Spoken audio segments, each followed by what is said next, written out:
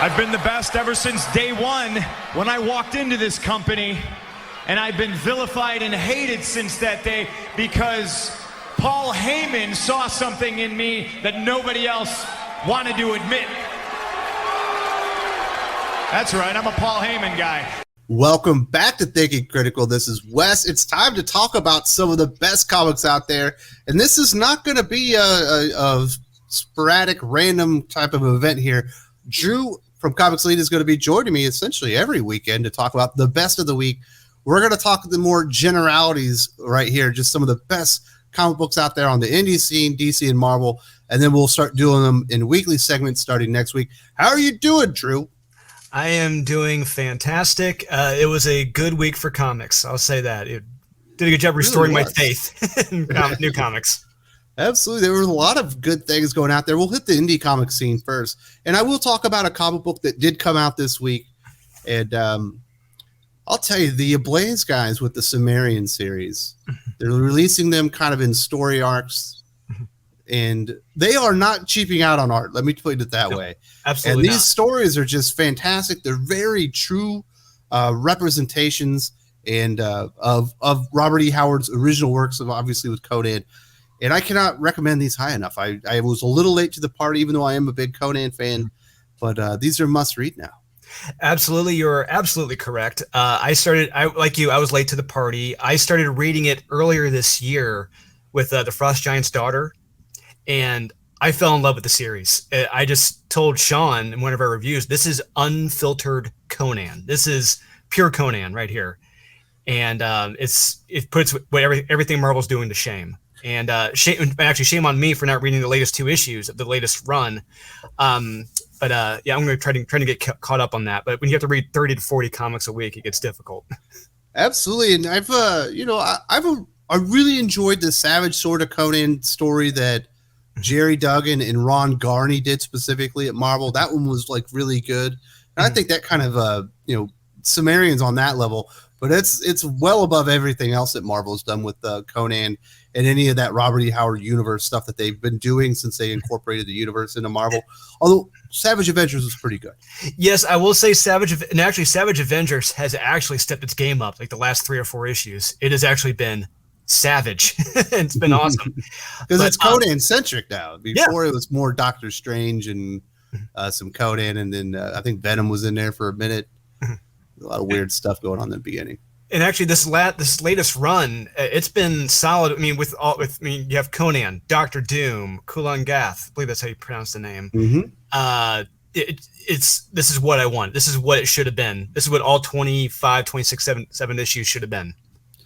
But yeah, if you want some pure unadulterated Conan, you can't really go to Marvel so much. You got to go to Ablaze, and that stuff's been off the hook. There's another series out there that it took. We mentioned it last week. It took 7 months in between issues 2 and 3 for Orphan and the Five Beasts, which is a crazy book. I think it's written and illustrated by James Stokoe, who's a wonderful artist. And this thing is, it's playing on like Japanese folklore, but there's a ton of humor in there. I think the first villain's name was Thunder Thighs. Yes. There's so many weird things going on in this book, but you can't look away because it's so much fun. You can't look away, and his art is so intricately detailed. You are really looking at everything on the page. I find myself going back 2 or 3 times to look at his detail because his detail is insane. And you really see, it's like, okay, I can see why this took 7 months in between issues, but it did not lose a beat at all between issues. And issue 3, you think it's going to go one way, and then it flips it on its head at the very end. It's like, oh, never mind. This is not what I thought was going to happen. Yeah, it also kind of plays on if you grew up playing video games. It's like you beat the boss to get to the next boss, to get to the next boss, to get to the final boss. Mm-hmm. It's playing on that kind of story structure, so I think it's really familiar. And you kind of wonder, like, what is this next person going to be? What is their power going to be? Like, where do you go from here?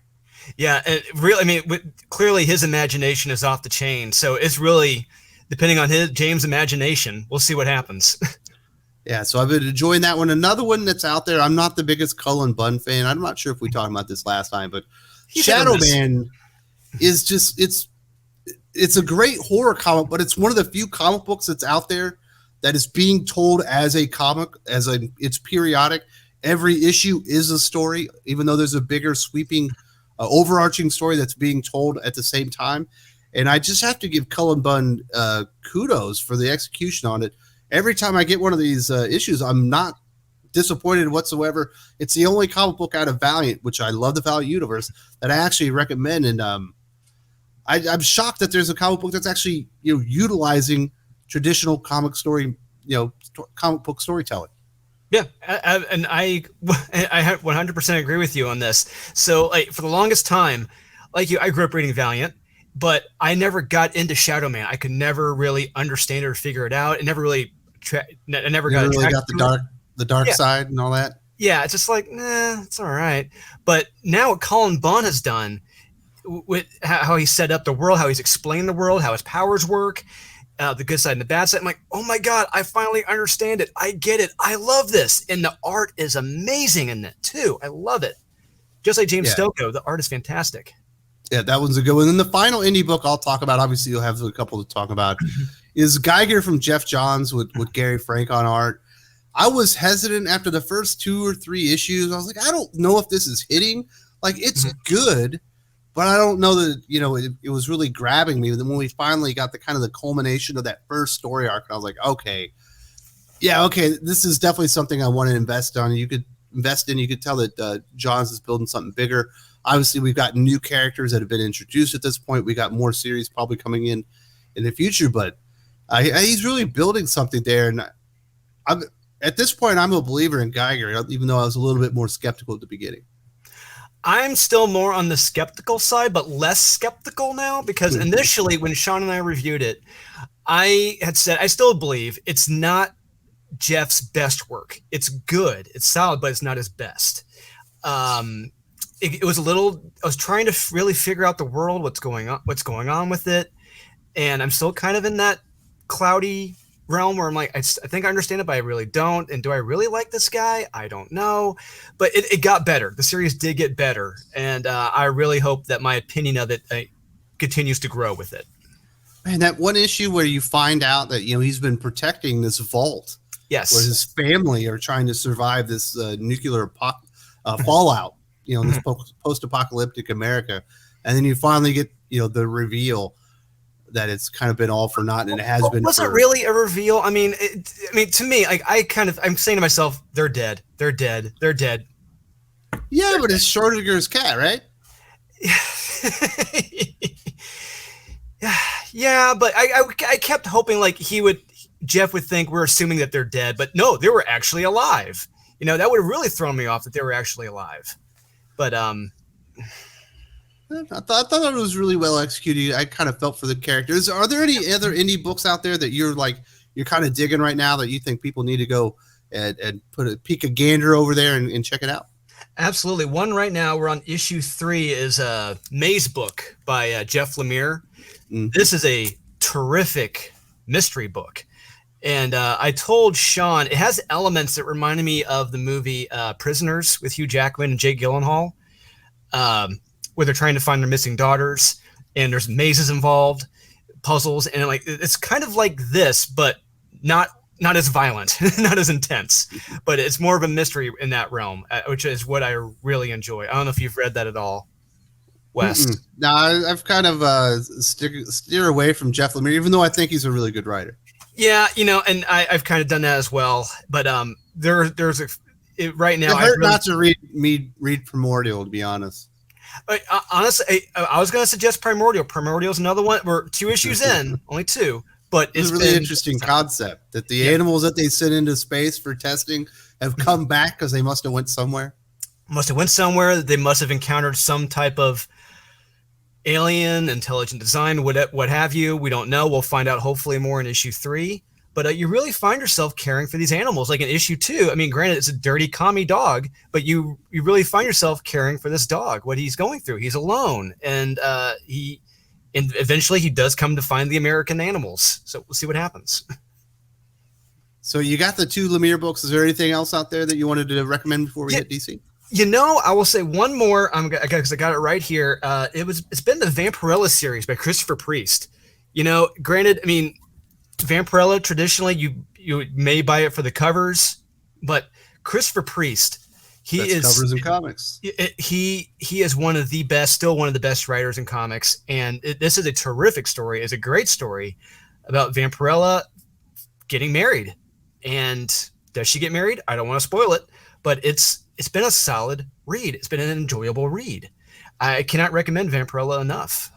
Absolutely. Dynamite's really built their corner of the comic book universe where they kind of have, Vampirella, lots of Vampirella related comic books. So you have Red Sonja, Betty Page, and all these kind of things in there. But Vampirella is definitely the one that stands out that everyone keeps coming back for more. Yeah, absolutely. And I'm hoping they collect the whole run in an omnibus or something. And honestly, I told it to Sean. Sean's like, yeah, let's get him on board our team. Let's have him write for us too. I'm like, yeah, let's do this. Absolutely. Everybody could use some more Christopher Priest. Mm-hmm. Unfortunately, he doesn't really do anything at DC Comics, even though he had a wonderful Deathstroke run. Mm-hmm. He also had a really good Justice League run as far as I'm concerned. I really like that one. Yeah, his Deathstroke run. Yeah, I loved it. And he did the Deathstroke versus Batman crossover. That was a lot of fun. I remember talking to Christopher Priest at C2E2 a few years ago when that came out. And his opinion was like, why would either of these guys want this little kid? This kid's a little shit. Who would want this kid as a son? It's like, that's who's fighting over Damian? Why would you? So I'm not completely in love with the DC Comics slate right now, but there are some titles that absolutely stand out that I could recommend. We've talked about Robin and stuff like that, but there is one book out there. I believe it's Dan Watters. I'm normally not a big fan of Gotham or Batman related books without Batman, but Arkham City Order of the World has been surprisingly good. It's got this really wonderful noir feel to it. The art absolutely fits the universe as these villains, lesser known villains for the most part, have escaped Arkham obviously during A-Day. It sounds like, I think it's during the same time as everything else, but you got this psychologist who's got the 10-eyed man, and there's all this weird stuff going on. And I really ended up kind of being enveloped in the book, especially by the end of the second one. I 100% agree with you. And issue 2, I loved it even more with the Azrael element. You really just see Sean appreciate it as much as I do, just seeing how fanatical Azrael is and how well he's written in that issue. It's like, I love this. And he pops off the page so much with that bright red. Yes, exactly. Compared to all the pastel kind of boring colors in the book. Yes, it really sticks out art-wise. And like you said, Dan Watters, he's done it. I don't know what he's had his come to Jesus moment or what, but I mean, he's writing this comic so well. I really hope he keeps it up with issue 3. We'll see what happens. Yeah, I was kind of surprised because he's not my favorite writer. I was like, this is. Yeah. I read the first one. I was like, I don't know who I'm supposed to root for here. What the hell's going on? And by the time I got to the end of the second one, it's like, I kind of get what's going on. I'm supposed to be, the good guy is the police sergeant that's working with the psychologist, who's obviously kind of nuts herself. But yes, yeah, if you want a really moody book that's around Gotham but does not have Batman, this is absolutely worth your while. There's another book out there, and I was really hesitant on this one and very skeptical because of all the things that we'd seen in Heroes in Crisis, we've seen in Future State regarding Wally West, but Jeremy Adams, a newcomer to DC Comics, I think he'd maybe worked on some of their animated series prior, but The Flash is just really good. Yes, I completely agree with you. The Flash is surprisingly good. And did he write the Future State Wally is insane story? No, that was Brandon Vietti. Okay, because I would love. I know Nerdette interviewed him recently, but I wish I had heard what his opinion was of that Future State story and what he's doing now. Because I don't know if he's like, screw this, I don't want any part of it, or I'm going to be incorporating it. I don't know, but his run has been fantastic. This last issue, when he incorporated Eclipso, I thought was great. I loved it. And the art in it, you want to talk about, DC is firing on all cylinders with their interior artists, and the interior artist for The Flash is phenomenal. Yeah, I've really enjoyed that one. And kudos to him because I love Wally West, but it's like, can I keep buying a comic book of Wally West when I know what DC's going to do with the character in another 2 years? Yes. going to turn him into a killer, or he's going to kill off his kids or something, because you always got to be doing these terrible things to Wally. But and I would love to say, like, believer. Yeah, he has. It's got me on board with it. And I really, if he comes out and says, like, look, we're having a future state I have no part of, it's not going to happen, then I'll be more invested in it. I'll keep coming back because I won't know what's going to happen. And then this final one, nobody's going to be surprised that I mentioned this. We did get the announcement a while back. We were getting Batman 89, Superman 78. Mm-hmm. I personally was more excited for Batman 89 because that movie was much more important to me as a kid than the Superman movie. But my favorite writer was on the Superman book. I thought I would gravitate to the story that I appreciated more as a kid, but Superman 78 is absolutely the standout. The art by, I think it's Wilfredo, it's really fantastic. And the voice is what really draws me in here, because Robert Venditti has absolutely nailed the cadence and the voice of, that Superman, that version of Clark Kent, and that, Margot Kidder's Lois Lane and Jimmy Olsen and all that stuff. And there are homages to some really cool Marv Wolfman kind of era of Superman as far as Action Comics there. And I just love it so much. It's a breath of fresh air. It's a Superman comic you can read. I absolutely agree with you. This is another one of my favorites from DC right now, if not my favorite. You can tell he has an appreciation for the characters and the movies. And normally, if anything were to stick out, I would stop and I would start questioning things. But I've never found myself stopping and questioning things, because every character is talking and acting in character from the films. You get sucked right in. If you've seen Superman's 1 and 2, hopefully not 3, but you get sucked in reading these, and it's like, because everyone is in character. It's fantastic. And it really makes you wish this could have been Superman 3.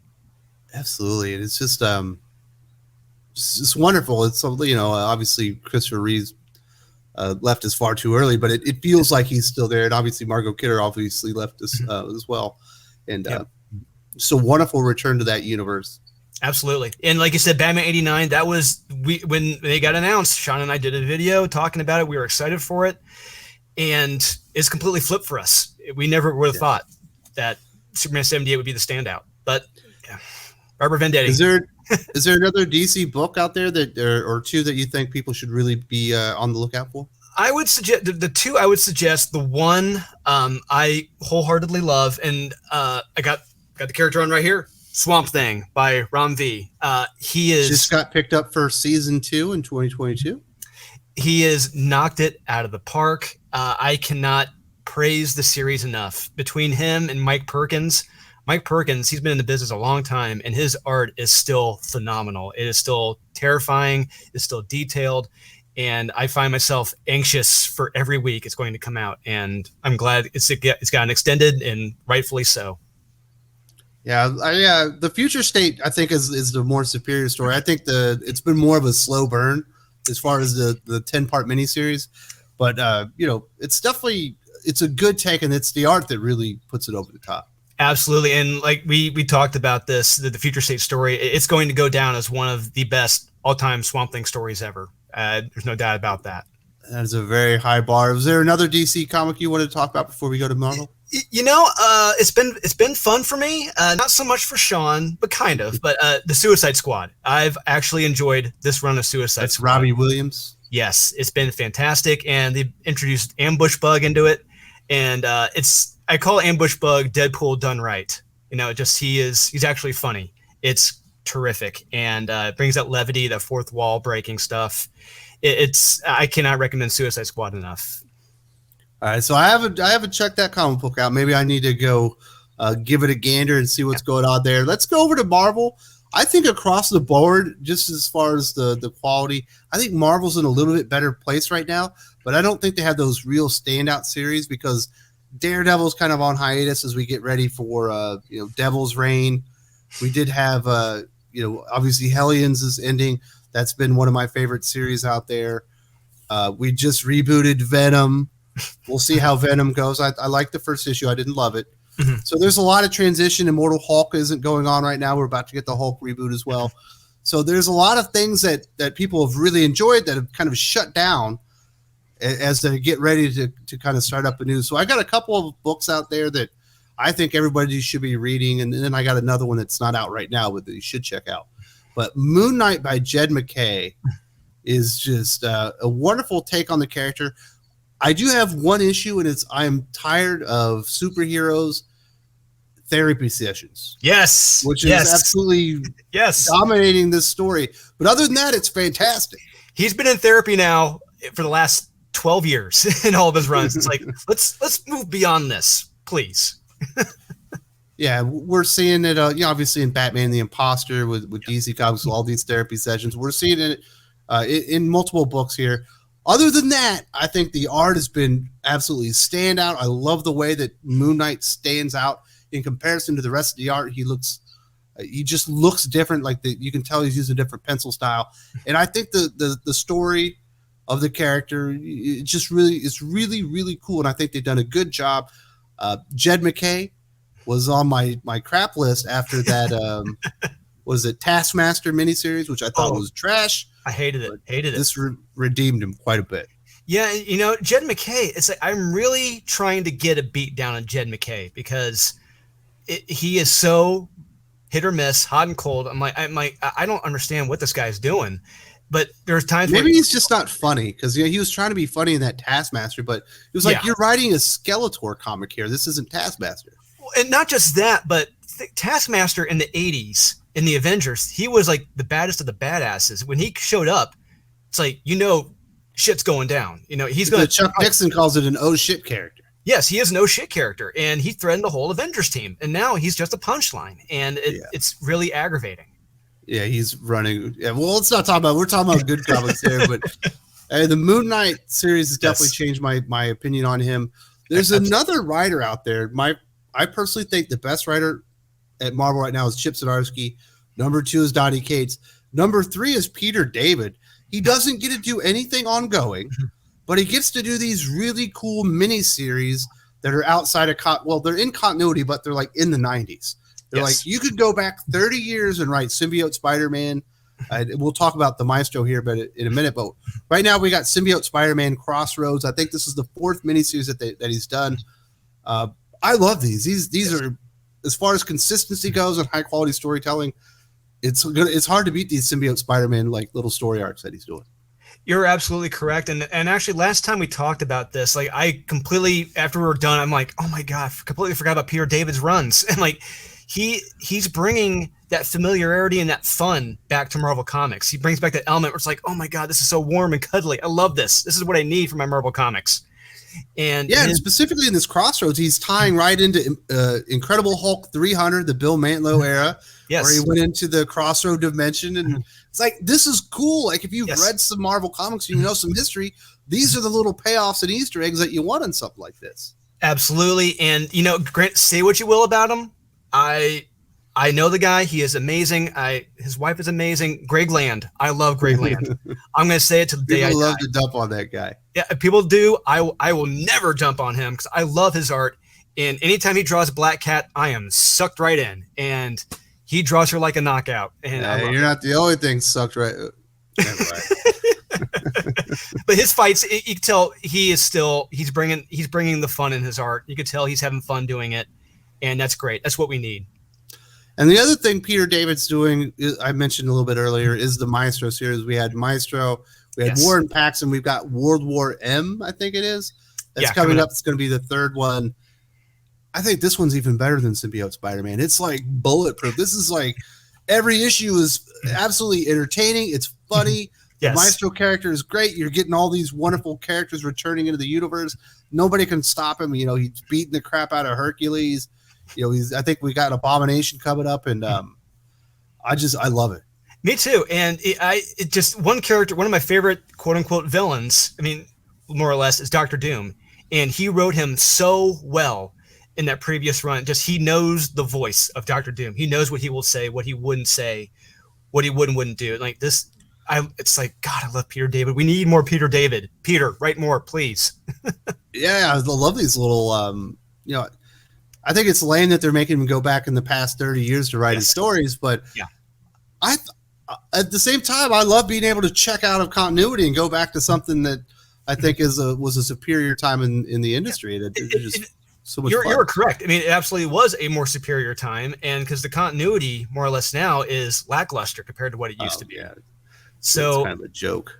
Yeah, anytime Peter David is writing the Hulk, the Maestro, you are getting quality. You know, Peter David is right up there with quality. That's what you get, and it's fantastic. Absolutely. So I love those two series. Well, I guess it's three because we talked about Maestro.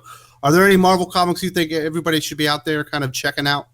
Well, one in particular, I picked it up for the first time this past week because I ran into at the Dallas Fan Expo. I ran into Humberto Ramos and his team. And you're not going to say the Strange Academy? Yes, I am. That thing is brilliant. I read that with my 6-year-old. It is awesome. It's everything they wish the Teen Titans Academy was at DC. It's perfect. I'm not the biggest Scotty Young fan. I'll say I'm not the biggest Scotty Young fan, but Humberto and his team, they looked up at me. They're like, you and Sean have not reviewed one single Strange Academy book at all. Not once. And Humberto is drawing. So he looks up at me and just shakes his head no at me. And so I'm like, all right, this issue came out. They called down the thunder. And yeah, Strange Academy 13. Holy crap. I love this comic. I am going to go back and read the first 12 issues. I was wrong. You're a little bit younger than me. You probably grew up with Harry Potter, right? No, I'm right around the same age as you. No, there's no way you're in your 40s. No, I'm 37. Okay, you're getting close. You're a little bit closer. You might have still read. No, I didn't. Potter. No, I thought it was a joke. This is like Harry Potter, but with Doctor Strange's Academy. It's so we're relatively similar in age, but I was reading Mad Magazine back in the day, and Mad Magazine had in fake ads a lot. And when I saw an ad in there for this dork with a cape wrapped around his neck, riding a broomstick and glasses, I'm like, I started laughing my butt off. I'm like, who would ever read this crap? Joke was on me, apparently. But yeah, they've made their own version of Hogwarts. Yeah, it really works. It's fun. It's a fun version of Hogwarts. This is the Hogwarts I want, and so you can really tell when an artist is putting their heart into a comic when they're having fun. And you can tell Humberto is having fun and putting his heart into these pages. These characters are so unique, so well drawn. Like, I can't help myself but to want to go back and read the first 12 issues. Yeah, that's one of the great things is a lot of the younger characters are related to characters in the Marvel universe. They're kind of put into this academy. But they're not clones. They have their own personality types and everything. Yeah, and each one is different. They have their own different motivations. Like there's one kid in here in particular. He has like a yellow coat on, yellow cloak, and like he wanted something from someone, but he's not going to get it. He's a little pissed about it. And it's like, ooh, I wonder what's going on here with him. But yeah, they're all unique. I loved it. Yeah, so that was a very good call. I probably should have. I'm glad you recommended it. I've been reading that one with my son, and he loves it. He's like, when are we reading some more Strange Academy? Did you have anything else from Marvel? Just that's still ongoing right now outside of Venom #1, which was, it was good. It's really good. On the spot, thinking of us from Marvel right now. I can't really recommend Spider-Man right now, and it's in a weird place. X-Men. But I recommend anything Peter David's doing in Strange Academy right now. They are fantastic. And if you are late to the Hellions party, start getting those trades to get caught up. It's only going to be 18 issues, but it's going to be 18 issues well worth reading because that Zeb Wells run, unfortunately, is ending, but it was absolutely fantastic. Yeah, no, actually, that was a good call. I did read the previous issue with I think was the nanny was going with this. Mm-hmm. Yeah, I'm like, that was pretty crazy. That was pretty fun. Yeah, this week's is even better because it's all action. It was, and I enjoyed it. Yeah. Yep. So that was a lot of fun. I do want to say thank you very much to Drew. Next week we'll be talking about 5 or 6 comics from that week. We'll call it the best of the week. We'll kind of make it an ongoing thing. Talk about the best comic books that are out there. We'll try and kind of hint on the indie scene and maybe comic books that not everyone's reading. But we'll continue doing this. I do want to say thank you very much for Drew from Comics Elite. Are there any covers or anything people need to know about that you guys have coming up? Well, after you promoted Venom #1, it was our highest selling comic in 2 years. Venom #1. Yeah, Perfect. virgin cover sold out, and yeah. So if you can get that trade dress, get it now while you can. Glad that it sounds like everybody enjoyed it. So that's a good deal. We'll be back next week to talk about this, and we'll see y'all later.